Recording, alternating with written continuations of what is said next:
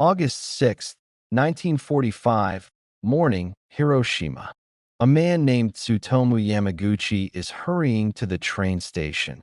Today is the last day of his business trip, and he's finally heading home to Nagasaki, to his wife and young son.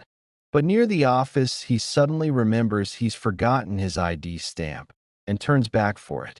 Just then, looking up at the sky, he notices a plane.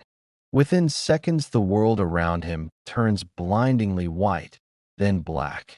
Yamaguchi survives. Concussed, burned, temporarily deaf, and nearly blind, he makes his way to a train and, through a city full of ruins and bodies, returns to his home city of Nagasaki. 3 days pass, still not recovered. He shows up for work and tells his boss what he saw in Hiroshima. His boss doesn't believe him. How could a single bomb destroy an entire city?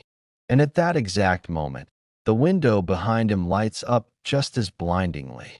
A second time. This isn't a screenwriter's invention. This is the true story of the only person officially recognized as having survived both atomic bombs. But as we'll see, he was far from the only one whose life after 1945 turned into its own, almost unbelievable story. Today we're going to find out what actually happens to a person who survives something that kills tens of thousands of others in seconds. What does society do with such people? And why, more than 80 years later, is the world still listening to the few who remain? To understand the scale of this, let's recap the facts. On August 6, 1945, the bomb known as Little Boy was dropped on Hiroshima. 3 days later, on August 9th, Fat Man was dropped on Nagasaki. By the end of 1945, an estimated 140,000 people had died in Hiroshima and another 74,000 in Nagasaki. And that's only the people who could be counted. Part of the population and the records themselves were destroyed along with everything else. Those who survived came to be known in Japan by a single word, Hibakusha. It literally translates as person affected by the explosion. And the term is broader than it first appears. It includes not only people who were physically near the epicenter, but also those who entered the destroyed city within the following 2 weeks, for example, rescue workers or relatives searching for loved ones, and even children born later to mothers who had been exposed to radiation. In other words, the tragedy wasn't only passed down through memory, it was passed down literally, through blood and through generations. Remarkably, historians have identified around 165 people who lived through both bombings, surviving Hiroshima, then traveling to Nagasaki, or the other way around, just in time for the second blast. Yamaguchi is simply the only one the Japanese government has ever officially certified as such. The most horrifying part of this story is that the bomb didn't kill everyone it killed all at once. For thousands of people, death arrived years later, slowly, through their own blood. In the years following the bombings, survivors were increasingly diagnosed with leukemia and other forms of cancer, a direct result of radiation exposure. One of the most famous stories is that of a girl named Sadako Sasaki. She was very young at the time of the Hiroshima blast, and initially seemed unharmed. But a few years later, she developed leukemia. She died 2 months short of her 13th birthday. In the hospital, she folded paper cranes. According to legend, 1,000 cranes grants a wish. Her wish was simple, to get better. Today, the paper crane is one of the main symbols of remembrance for the victims of the atomic bombings around the world, and it can be found at memorials in both cities. And this wasn't limited to the generation that lived through the blast directly. Children of Hibakusha, those born after 1945, spent decades under medical observation. Even today, hospitals in Hiroshima and Nagasaki continue to treat people for the effects of radiation inherited from their parents. And here we arrive at one of the least known, yet most outrageous episodes in this story. As early as 1946, on the order of U.S. President Harry Truman, a special body was set up in Hiroshima and Nagasaki, the Atomic Bomb Casualty Commission, ABCC for short. Its stated purpose sounded noble: to conduct long-term research into the effects of radiation on the human body. But in practice, things were considerably harsher. For years, this commission examined thousands of Hibakusha, collected samples, took photographs, and kept statistics, while, as a matter of policy, it did not treat the people it studied. A survivor could be brought in for an entire day of examinations, undergo dozens of procedures, and then be sent home without any assistance at all, even if early signs of cancer were found. The reason was that the Commission's goal wasn't humanitarian aid, but understanding how radiation would affect people in a possible future nuclear conflict, something researchers themselves acknowledged only much later. Because of this, trust in the organization among Hibakusha collapsed by the middle of the century, and in 1975 the commission was eventually reorganized into a new body jointly and equally funded by Japan and the United States. Imagine the feeling. You survived something almost impossible to put into words, and then for decades you're not a patient receiving help. You're valuable research material. But even this is only part of the second blow, because the harshest trauma didn't come from science or from radiation. It came from ordinary neighbors. Hibakusha began facing widespread discrimination. Neighbors avoided them as if they were carriers of a contagious disease. Many were rejected as marriage prospects, simply because no one wanted Hibakusha blood in the family, driven by the superstition that radiation exposure was somehow contagious or would lead to deformed children. Scars and keloids became visible markers of that status. So many survivors covered their arms and necks year-round, even in the summer heat, just to avoid the stares and the whispers. Some were so afraid of this stigma that they hid their exposure even from their own spouse, and then spent years wrestling with the question of whether to disclose it before having children. Employers, too, often quietly passed over Hibakusha job applicants, assuming, wrongly, that radiation exposure meant chronic weakness or unreliability at work. Imagine surviving something almost indescribable and then spending the rest of your life carrying it like a guilt, hiding it, justifying yourself, fearing rejection, or being passed over for a job. Many survivors lived for decades with depression and the same recurring question: why did I survive? What would my life have looked like if I hadn't been in that city that day? In other words, the bomb didn't only kill bodies. For decades, it also killed society's trust in its own victims. There's one group of survivors whose story is barely known outside Japan and Korea, and it deserves its own space here. Before and during the war, well over 1 million Koreans, then living under Japanese colonial rule, had been sent to Japan as forced laborers, many of them to factories and shipyards in Hiroshima itself. When the bomb fell, they were killed and injured right alongside Japanese civilians.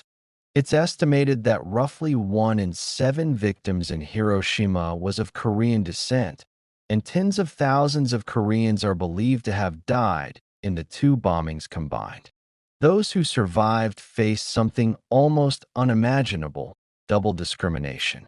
They were already treated as second-class residents simply for being Korean in Japan, and now they were Hibakusha on top of that. Many were denied the same medical certificates and government compensation that Japanese survivors eventually received, some for decades. Roughly 40,000 Korean survivors eventually returned to the Korean peninsula after the war, often settling together in one particular area that locals still nickname the Korean Hiroshima, a town where an unusually high concentration of survivors and their descendants live to this day, still fighting generations later. For formal recognition and compensation from the Japanese government, there's another group whose fight for recognition is almost unbelievable in how long it dragged on. The survivors of what's known as Black Rain. In the half hour or so after the Hiroshima blast, radioactive fallout mixed with smoke, ash, and moisture and fell back down over the city and surrounding countryside as literal black rain, contaminating everything it touched: food, water, skin, clothing. But in 1976, when the Japanese government finally drew an official map of who counted as exposed and who didn't, they used old, incomplete rainfall surveys and left out a huge number of people who had clearly been rained on, just outside an arbitrary line on that map. Everyone inside the line got a Hibakusha health handbook, free screenings, free treatment. Everyone just outside it got nothing, no matter how sick they became. For decades, thousands of people who developed cancers, cataracts, and other radiation-linked illnesses were told, essentially, that they simply hadn't been close enough. Survivors and their advocates petitioned the government for years to expand that boundary, and were refused every time, with officials citing a lack of what they called sufficient scientific evidence. So in 2015, a group of citizens, by then mostly in their late 70s and 90s, filed a class action lawsuit. Some of the plaintiffs died of old age before the case was even resolved. It wasn't until July 2021, a full 76 years after the bombing, that a Japanese court finally sided with them and ordered the government to recognize them as Hibakusha. By then, most of the people whose testimony had built the case were no longer alive to see it. One story illustrates the theme of stigma and resilience especially vividly: that of a man named Tsutomu Yamaguchi from Nagasaki. He was only 16 at the time of the blast, delivering mail by bicycle. The blast wave literally tore the skin from his entire back. He spent 3.5 years in the hospital, most of that time lying face down, because he couldn't lie on his back. The wounds simply wouldn't heal for months. A photograph of his mutilated back, taken by an American photographer shortly after the bombing, later became one of the most famous and most difficult images illustrating the consequences of nuclear weapons. But Taniguchi didn't disappear into the shadow of that photograph. He survived, recovered as much as was possible, and devoted the rest of his life to speaking out. He became one of the leaders of a Japanese survivors organization and traveled the world for decades, showing that same photograph of his back and explaining exactly what nuclear weapons actually do to a living human being. It was he who once said he felt obligated to speak for the hundreds of thousands of people who wanted to tell their story but died before they ever got the chance. Another iconic figure is Sunao Tsuboi. He was photographed right at the scene, on Miyuki Bridge in Hiroshima, just hours after the blast, burned, with skin hanging off his arms, wandering through the ruins. That photograph, one of the very few taken on the day of the bombing itself, went around the world. Tsuboi survived, even though doctors that day gave him only days to live. He lived for more than 70 more years, battled several forms of cancer, and eventually became one of the most prominent voices of Japan's anti-nuclear movement. It was he, together with fellow survivor Shigeki Mori, who personally met with U.S. President Barack Obama during his historic visit to Hiroshima in 2016, the first visit by a sitting American president to the city since the bombing. Mori's own story, by the way, is its own remarkable thread. For more than 40 years, he painstakingly researched and pieced together the identities of 12 American prisoners of war who had been killed by that very bomb dropped on Hiroshima. Americans killed by an American weapon. It's believed that the results of his decades-long private investigation were part of what ultimately prompted Obama to visit the city in person. Now let's return to the man we started with. Tsutomu Yamaguchi survived both blasts and, remarkably, without disabling injuries, though the burns and the hearing loss in one ear stayed with him for life. In the 1950s, he and his wife Hisako, who had also survived the Nagasaki bombing, had two more daughters. He went back to work at Mitsubishi, designing tankers, as if nothing had happened. But his body remembered. For the rest of his life, he suffered chronic pain from his burns, cataracts, and eventually leukemia. For decades, he stayed silent about what he'd been through. Only late in life, in the 2000s, did he write a memoir and begin speaking publicly against nuclear weapons. In 2006, he addressed the United Nations on nuclear disarmament, saying he felt it was his duty to talk about what he'd experienced while he still could.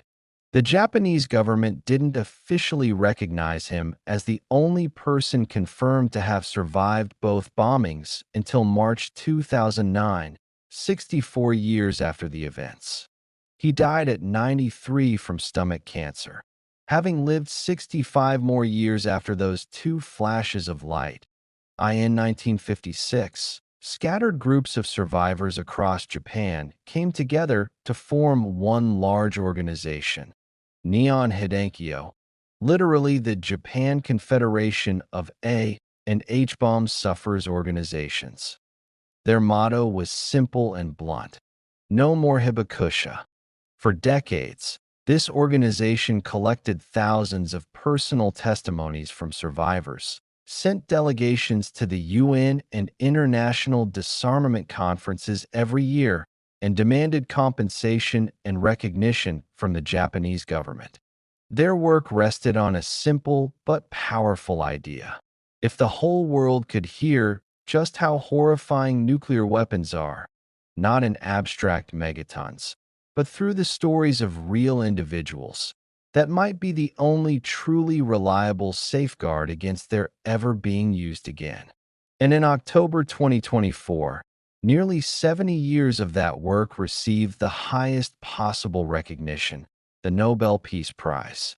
The committee honored Neon Hidankyo, not a politician, not a state, but a movement of ordinary people who had survived the unthinkable, for its efforts to achieve a world free of nuclear weapons and for demonstrating through witness testimony that nuclear weapons must never be used again. The organization's co-chair, Toshiyuki Mamaki, upon hearing the news, said simply that he never expected such an award, and that although they're all old now, they haven't given up. So where do things stand now? According to official figures, just over 100,000 recognized survivors remained in Japan in the mid-2020s, and that number shrinks every year without exception.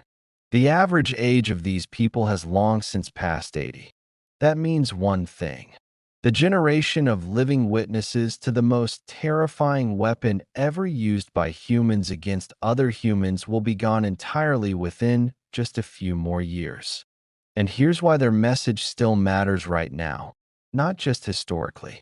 Since 1947, a group of scientists has kept something called the Doomsday Clock, a symbolic countdown to global catastrophe, created in direct response to the atomic bombings by researchers who had worked on the very weapons involved.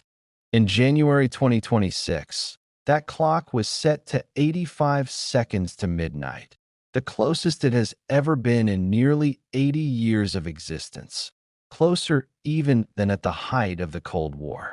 The scientists behind it pointed to rising tension between nuclear-armed states and a general breakdown of arms control dialogue as the reason. In other words, the exact danger that the Hibakusha have spent 80 years warning the world about hasn't gone away. By most expert assessments, it's arguably gotten worse. Which is exactly why organizations like Neon Hidenkyo insist their testimony can't simply become a historical footnote once the last survivor is gone. What happens once the very last Hibakusha is gone? Japan has actually been preparing for that moment for over a decade. Since 2012, the city of Hiroshima has run a program to train what's called Denshosha, legacy successors, or literally designated transmitters of memory. Ordinary volunteers, some the grandchildren of survivors, others complete strangers with no family connection at all, spend 2 to 3 years being mentored by a single Hibakusha. They study the history, sit with that one person for years, learn every detail of their story, and eventually take over telling it at the Hiroshima Peace Memorial Museum. In the survivor's own words, sometimes even in the first person, long after that person has passed away. It's not a comfortable arrangement, and even the survivors themselves have voiced doubts about it. One woman named Emiko Okada, who was 8 years old during the bombing and trained a successor before she died in 2021, once asked publicly whether anyone else could really carry words that come from someone's own soul. But she trained a successor anyway, because the alternative, silence, once the last witness is gone, felt worse.